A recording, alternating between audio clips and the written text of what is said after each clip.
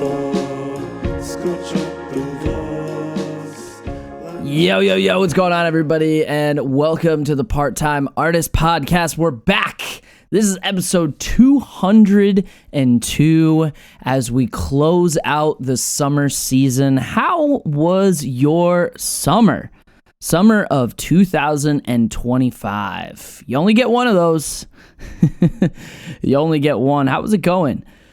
No, I'm actually asking how it's going. Please leave a comment if you're watching on YouTube. I also discovered there's a way to comment on Spotify too. If you are checking out the podcast on Spotify, leave a comment, man. It's a great way to support the podcast. It's also a great way to let me know that you're tuning in and what's going on. What was your favorite part of summer? I had myself a time. I went to Sweden. Lot of cool discoveries and reflections based on that. Leaving the country really, it's like leaving the country for 2 weeks is like a college degree. You get a college degree on an outside perspective on America. Because we, as Americans, we have a lot of explaining to do to the rest of the world, to say the least. But I digress. Let's get into this show here. But before we do that, I just want to remind you, if you dig this show, you know, you're putting it on as you're driving or whatever, I would really appreciate it if you share it with your friends, if you have musician friends, if you have artist friends, because this podcast is all about meeting artists from all over the place and becoming better artists. You know, figuring out how we can all stay creative. And we do that through sharing our work, and we do that through also sharing what's going on in our different environments.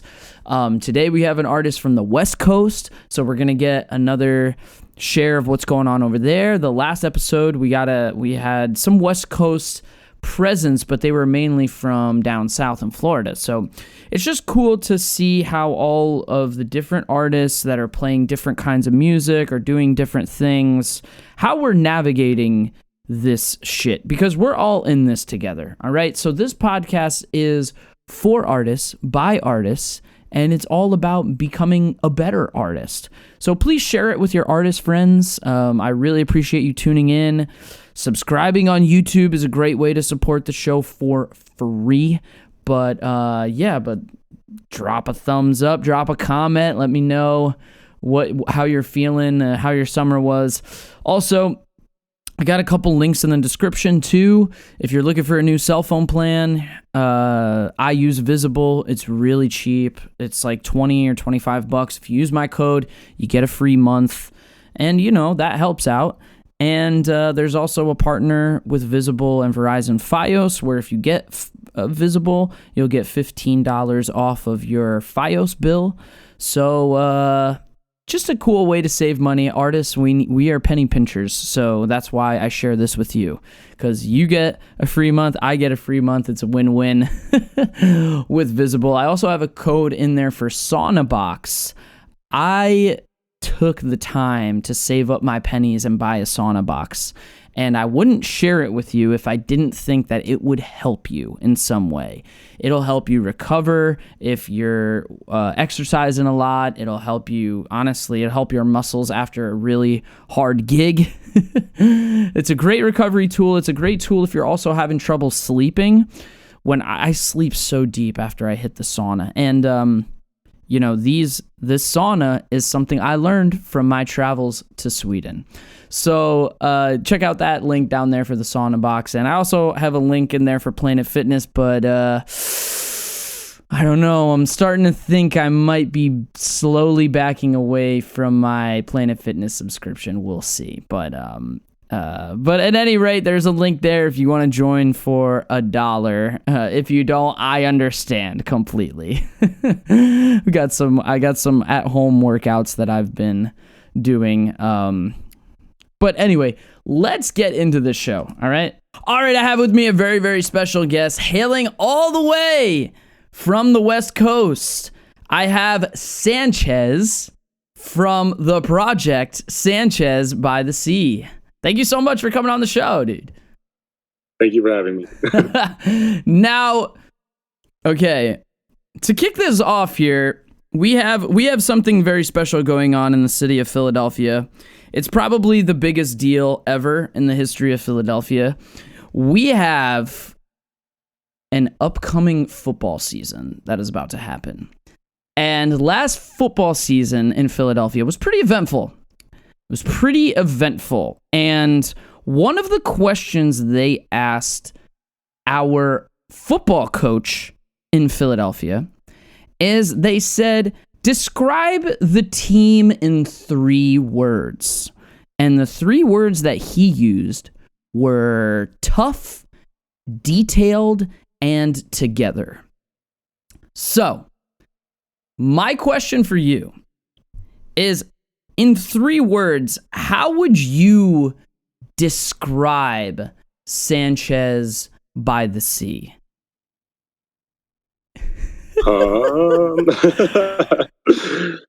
3 words. 3 words. Let's see. Try to be. Sorry if you hear any dings. I know I'm putting you on the spot, but that's the point of this first question. 3 words. All right. 1 word. I'll go with beachy. Mm-hmm. If might be evident in the title.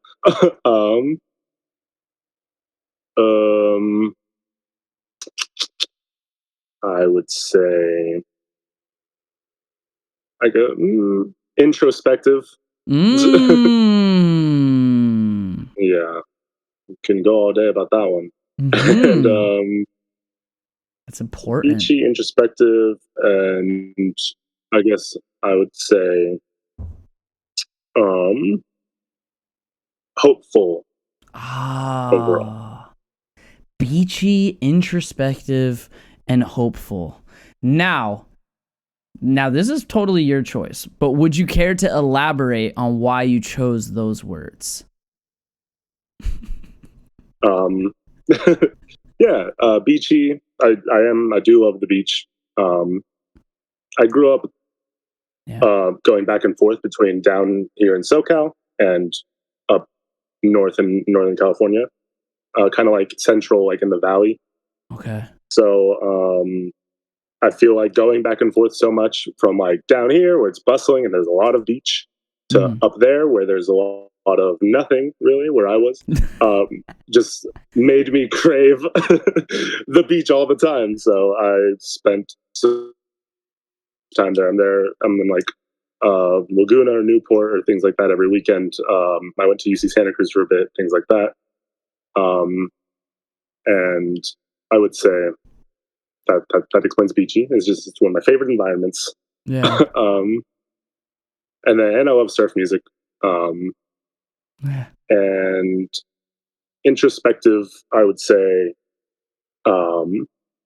that's the only really way I know how to write songs is to try to place myself in a situation, because there are some songs that aren't necessarily things that I've been through. They're just stories I want to tell.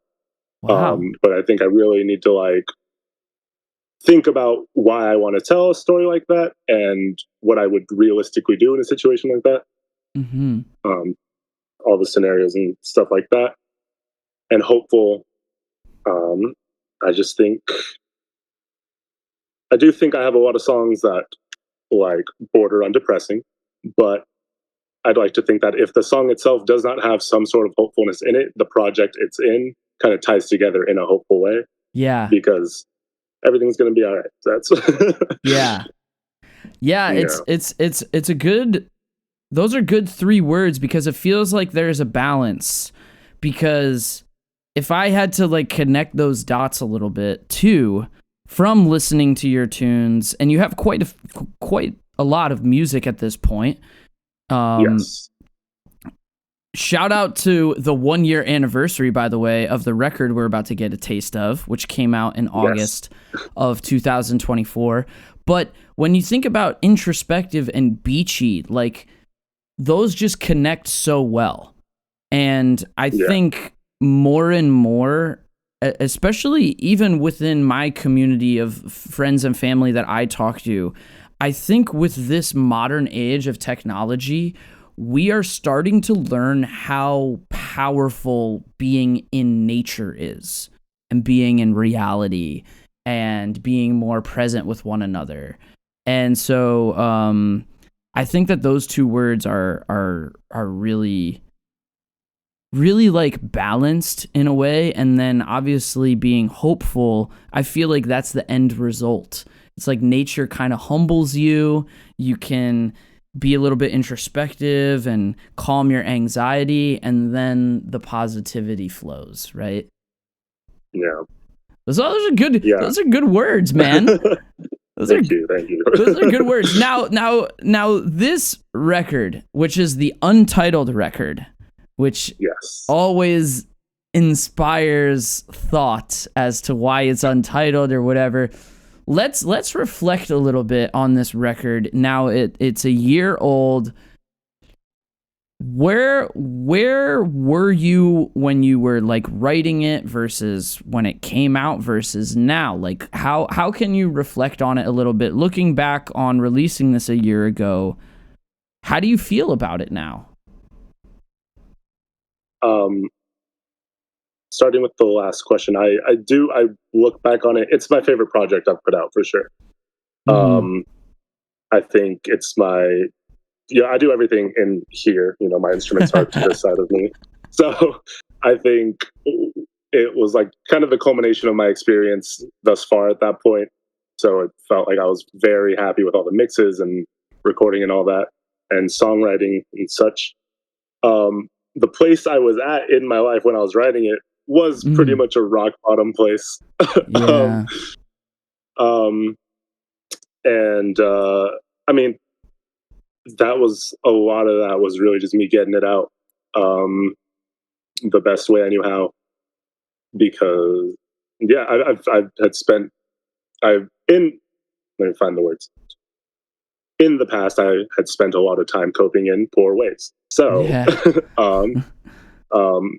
This was really a like focused, tunnel visioned effort to just really try to get it all out in the healthiest way I knew how.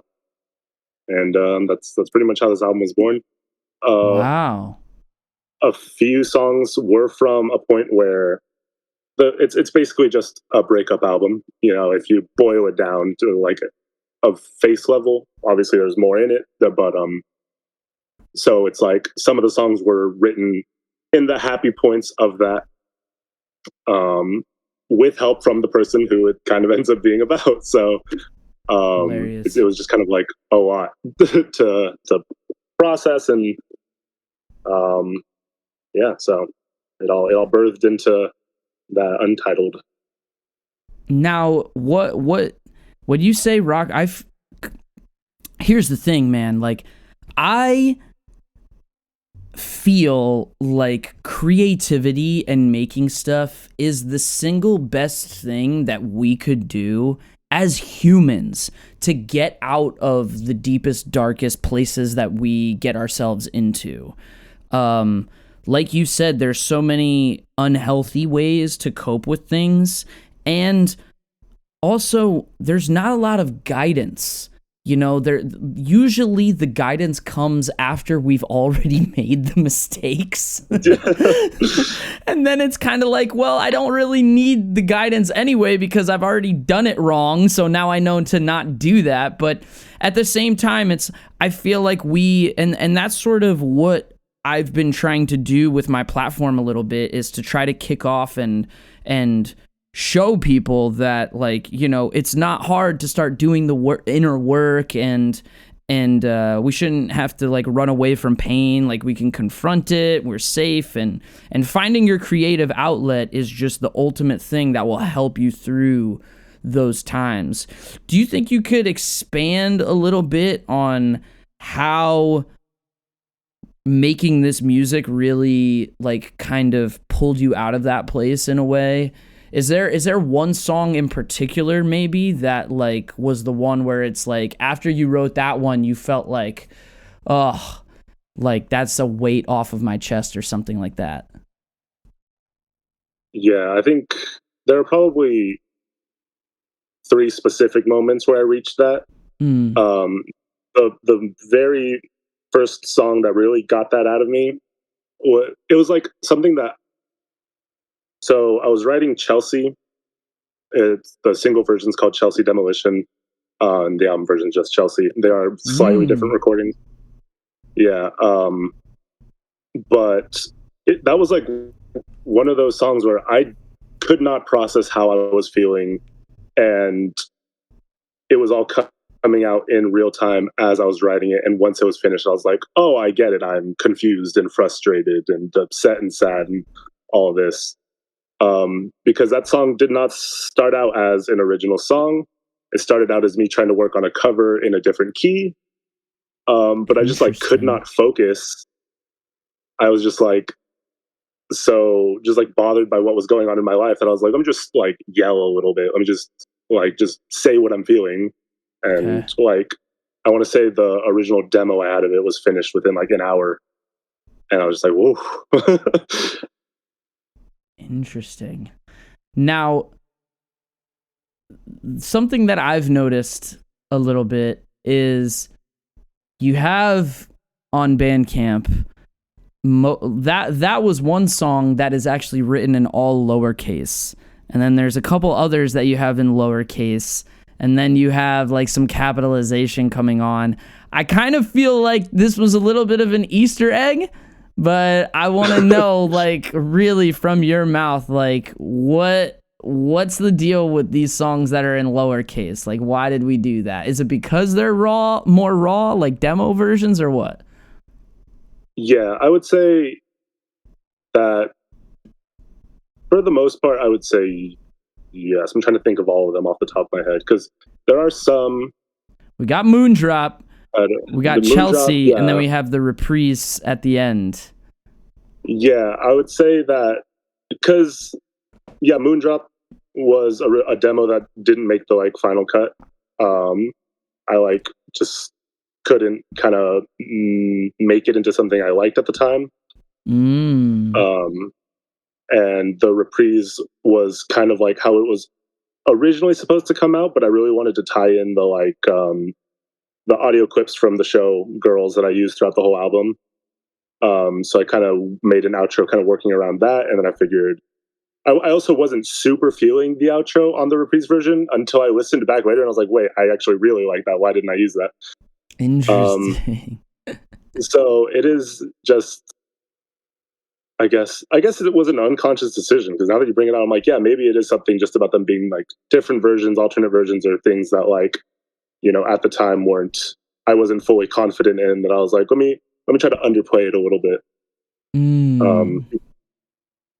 But overall, I would say that I like them as much as my other songs. Right on. Well, let's jump into this record. Let's give everybody a taste. This is an untitled record, as far as we know, for now.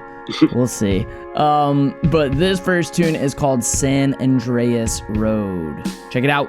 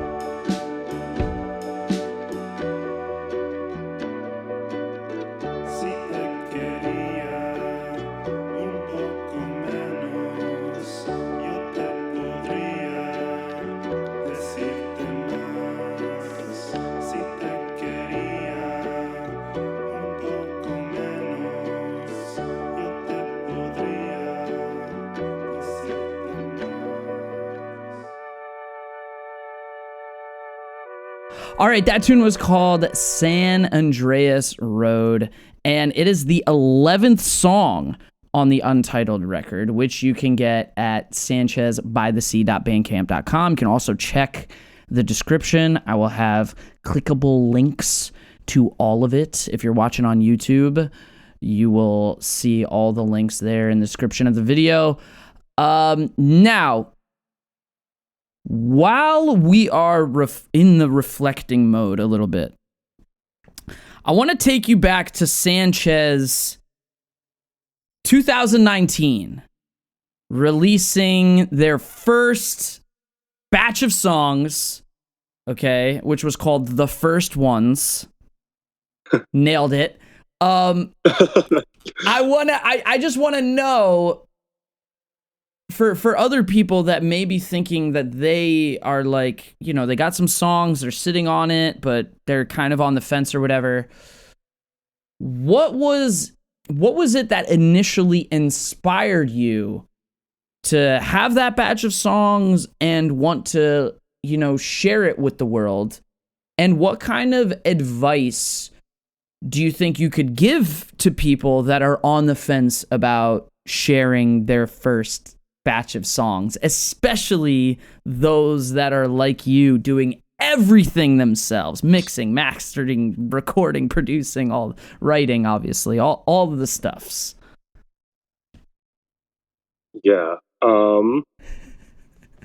Let's see. So I think it goes like hand in hand, because like the advice comes with like the way it all ended up, because I would say, since I was, you know, my initial what I want to be when I grow up was always singer, you know, was always music based. Wow. Okay. Cool. From childhood? From like, wow. I think I was like maybe 5 or 6. And the first song I heard that made me be like that one sound that's like, what is this melody? Right. And this isn't a bit, but it was Shut Up by Simple Plan. Oh, where I was like, this is God, dude.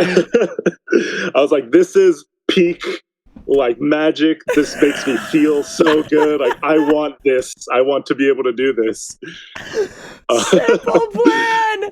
Shout out to Simple Plan, inspiring. Big ups. Oh my God. Yeah, and then it just like from there, like I was obsessed with Jesse McCartney's Beautiful Soul. Oh, that was the first CD I made my parents buy me. And yeah, from there I would tell everyone, I want to be like Jesse McCartney. I want to be a singer, this and that, you know? Wow. And I never did. So like leading up to, it was always just something that I was always, you know, too scared to try to get good at. I didn't know where to start, and I didn't have people around me to be like, you know, this is how, or you can do that, and just, you know, and that kind of all reached a point where, I guess maybe, I don't know if it's the same for everyone, but it just reached a point where it's like, yeah, but I don't care that I don't have those people around me. I need to do this. This is what brings me joy. So I started out like my junior year of high school being like, okay, I can't play an instrument. I, you know, don't know anything about music. But I can, you know, write. I have the capability to write. I am literate. Right. So I just started writing things that I thought might sound good as songs, sometimes to like in my head, obviously like to melodies of other songs. And that kind of started working its way into like raps, because, you know, I was a teenager. And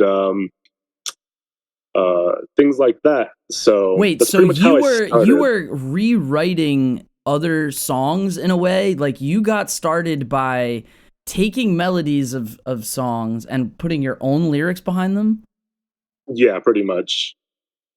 Wow, I have never heard of that before, but yeah, I feel like as a kid I was doing something similar, but it was only because I couldn't figure out what the lyrics actually were.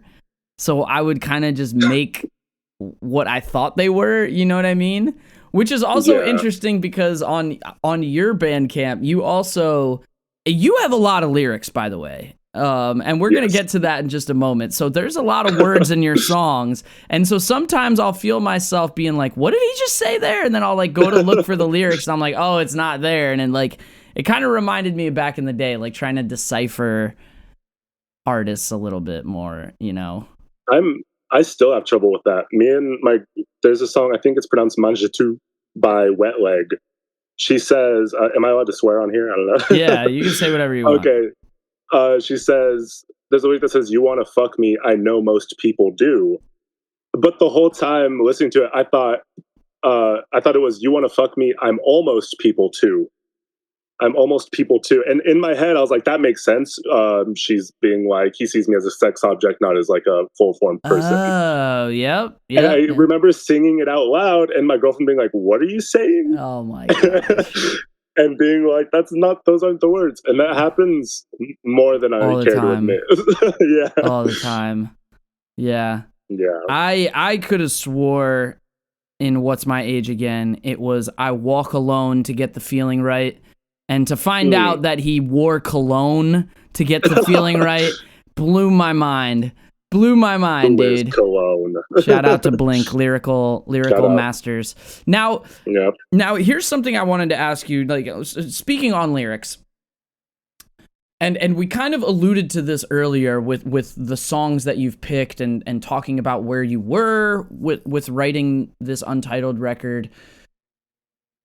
With this record in particular, and I think it is starting to show up as I went back in your discography, it felt like it was becoming your style, where you create like the vibe to the song, but then the lyrics kind of can be a little contrary to the vibe.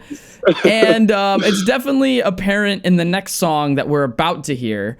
So try to pay attention to the words, but how, like, now you showed us like your background a little bit. How do the words and the melodies come together for you?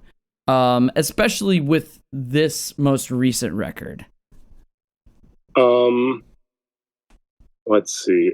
Let me see if there's any particular instance I can zero in on, because, well, maybe we can highlight the Windowsill song specifically because we're about to hear this one. So for Windowsill, that was essentially, that's kind of supposed to be, or I guess is essentially just me trying to highlight the feeling of like the rock bottom and just like what was going on through my head, at least when being so sad, so depressed.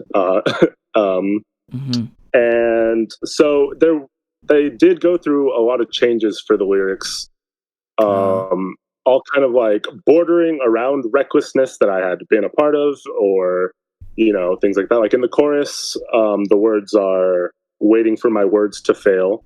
Originally it was waiting for my lungs to fill, because, you know, the idea of like in the album cover, it's someone like smoking kind of like outside of a windowsill.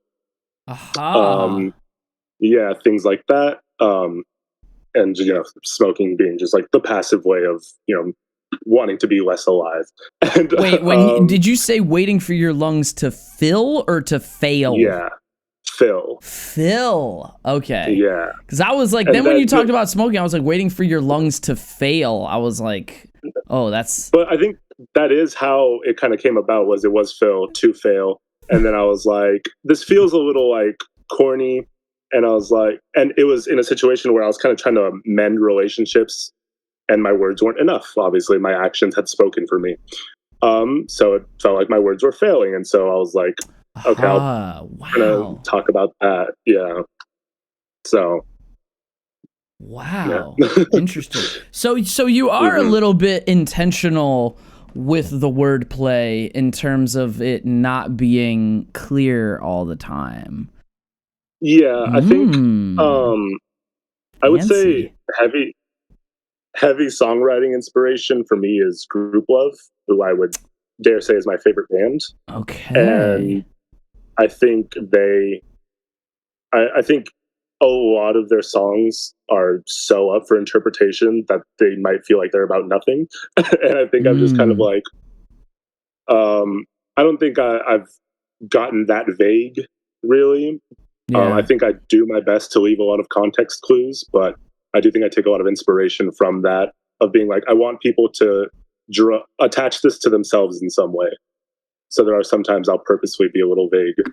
Interesting. That's so interesting, because it's like I have the personality where it's like I want the opposite. Like, I'm going to post the lyrics. I'm going to speak as articulately. Like, I want you to get what I'm saying exactly how I'm saying it. Like, that's just the childhood trauma I have of I don't want to be misunderstood at all, ever.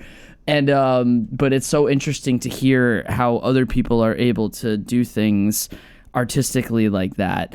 That's awesome. Let's jump right into that song. This is actually the next song, the 12th song, which almost, I would say, is the conclusion of the record, barring the little reprise that we have at the end. But this tune is called Windowsill. Check it out.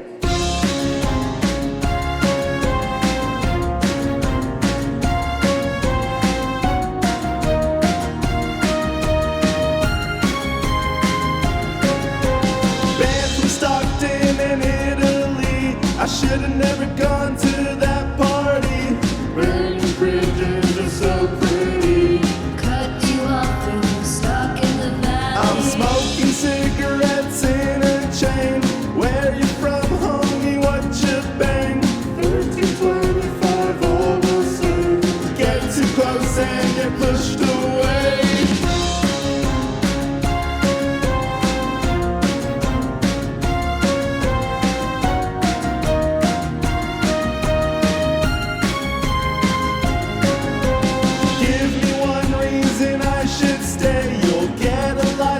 Supply of pain. Made you cry more than I can take. Tell me, are you a masochist, babe? I'm dying on my windowsill, waiting for my words to fail. I'm exhausted, tired of living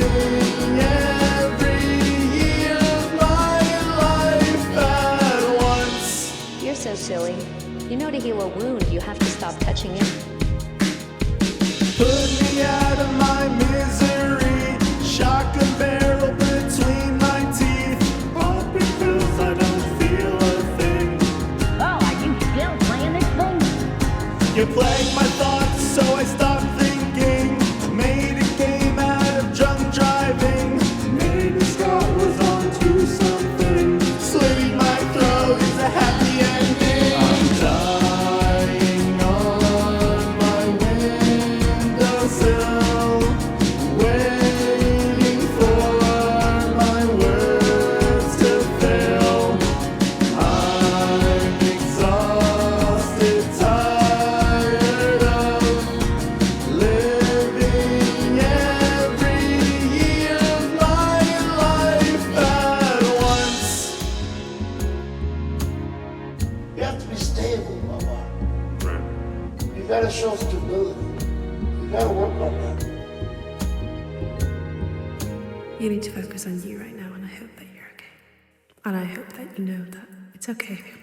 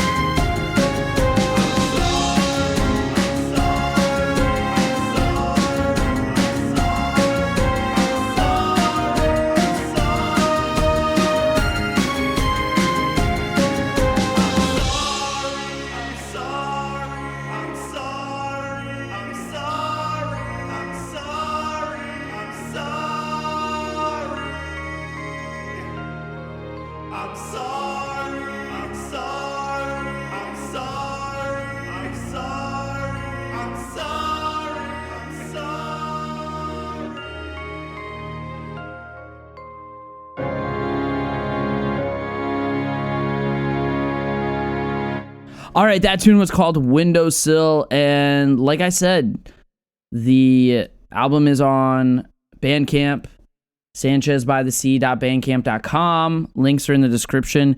You can also listen to Sanchez on Spotify and all those other stuff if you click on the Linktree link. That'll have access to all ways you can follow Instagram, social media, all that kind of stuff. And with that, Dr. Sanchez, I would like to know what so for me personally, the summer ending is kind of a new year for me, because I've always kind of been, even, you know, obviously we've all went to school, so the fall would be like the new school year. But then I kind of kept working in schools, so it kept being the end of the year for me.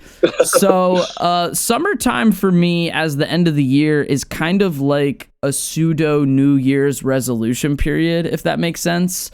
Because it's sort of like, what do I want to bring into the fall, the new year here? And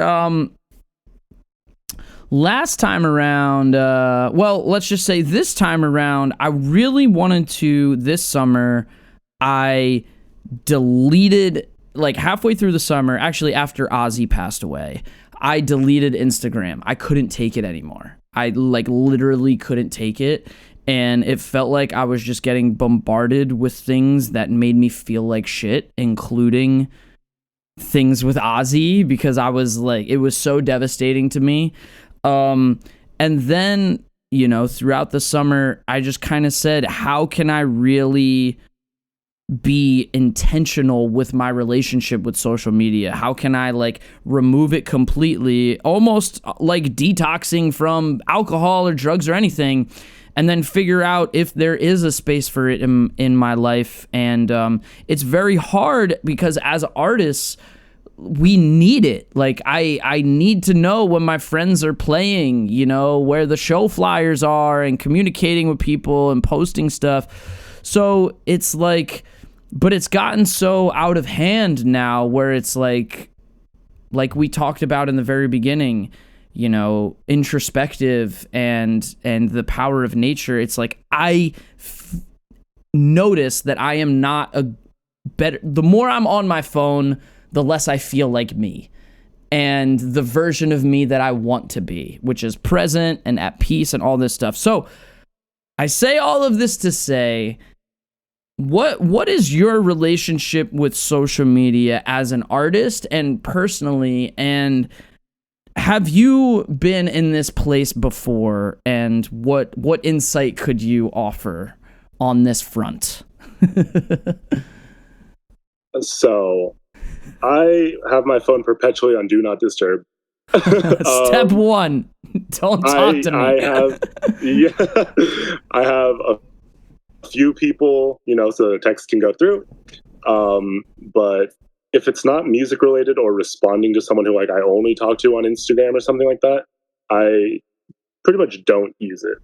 I'll post pictures that I think are cool, post about my shows, things like that, and then I turn it off.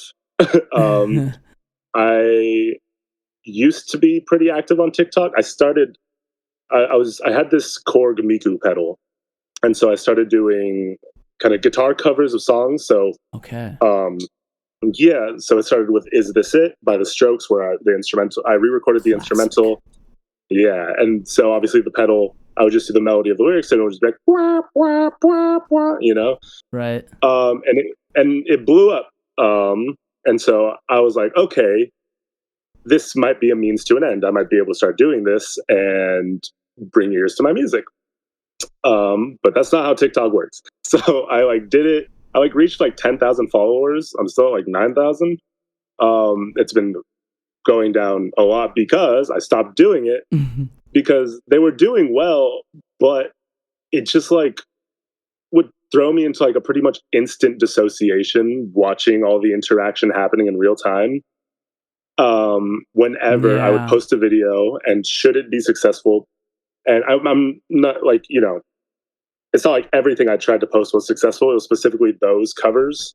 Right. they would always do pretty well. So I would always just let the notifications go, and I'd always read every single comment that was coming in and all that. And it just like would throw me into this weird numbness. So it's like the combination of that plus it not bringing ears to my music. People like would leave the like and dip, which is, you know, that's fine. But but that was why I was doing it. Essentially, it was like fun. I did all the songs that would be fun to learn, and then afterwards, I was like, okay, I'll stop because this doesn't really feel good when they do good.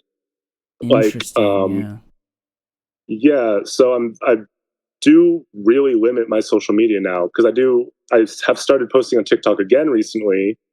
And it is essentially just I post whatever I want to post and then I close the app. Yeah. Yeah.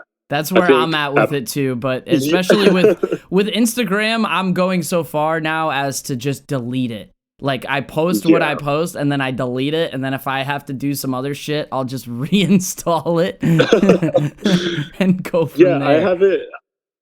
I haven't gone that far. I do have it like removed from my home screen, which is very much out of sight, out of mind for me. But it's like the main reason I use Instagram is to talk to my cousins because despite us all having phones, we don't talk over the phone.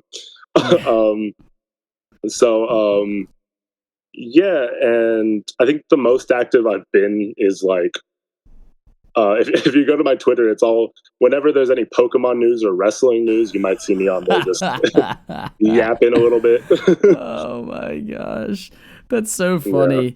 Yeah, I mean, it's such a dance. Like, it's so weird what our relationship is. But I will say that Strokes fans are rabid, dude. Oh my god. The same thing with the cover. Like, I have a channel of covers that I've done, acoustic covers and punk covers.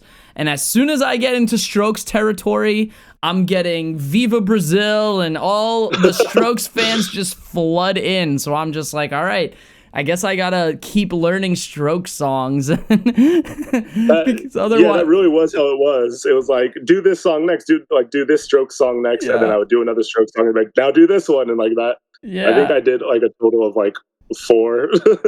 With like to be 3 honest, Weezer ones. There's so many people too that just do Strokes covers too. It's just like a thing. I haven't seen it with any other band as I've seen it with them in terms of like the covers. Like people are just here for it, and then they're like, "How do you play it?" Like they are so. The Strokes fans are massive. Yeah. The amount of covers I've seen that are like, this song in the style of the Strokes is endless. Yeah. Yeah, the only songs, and I've had some acoustic covers of the Strokes that like I've posted, and then 8 years later, all of a sudden thousands of people just flock to it. And I'll just be like, where did this shit come from? You know, like this is like I'm like at my grandma's house, like not wearing pants, like just, first thing in the morning. Just like, what am I doing? It's so hilarious to see how the Strokes fans they just want them so bad. And that band just could not give less of a fuck about their fans. I'm sorry. It's true though. But now let's bring this back to Sanchez a little bit. Before we wrap up here, I want to know what's something you're currently working on. I know that I've heard some rumbling about some other covers you might be doing and an EP perhaps, but I would like to know what's something you're currently working on musically. And also something that you're currently working on within yourself. And are the two related in any way?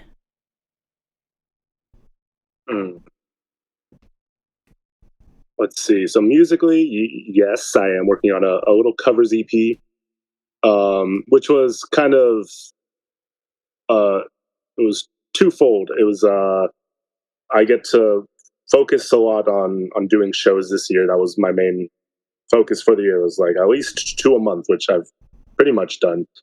And in the meantime, I like write songs when they come to me, but as far as like working on songs, I just want to do something fun, that I can like kind of turn my brain off, not necessarily follow a template, but have something to play with, I guess.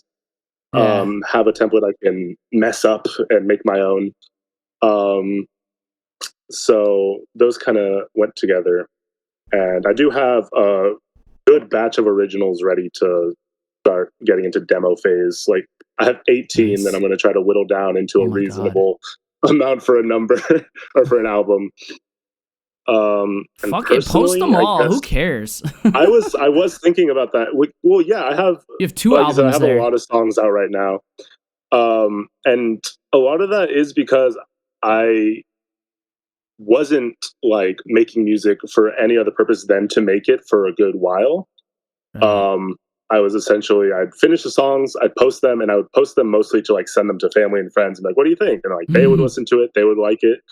And then around my project Feelings Are, that's when I do a song on there called Midnight Shy that the very talented Wendy Lucas helped me on, and she was probably the first person I had worked with who was doing everything, was like working the algorithm, going in playlists, doing that, just like making it all With happen for herself. promoting? And Okay. yeah, and I was just kind of like, maybe I should start doing something like that. And that was kind of a COVID project, right? Or okay. Yeah.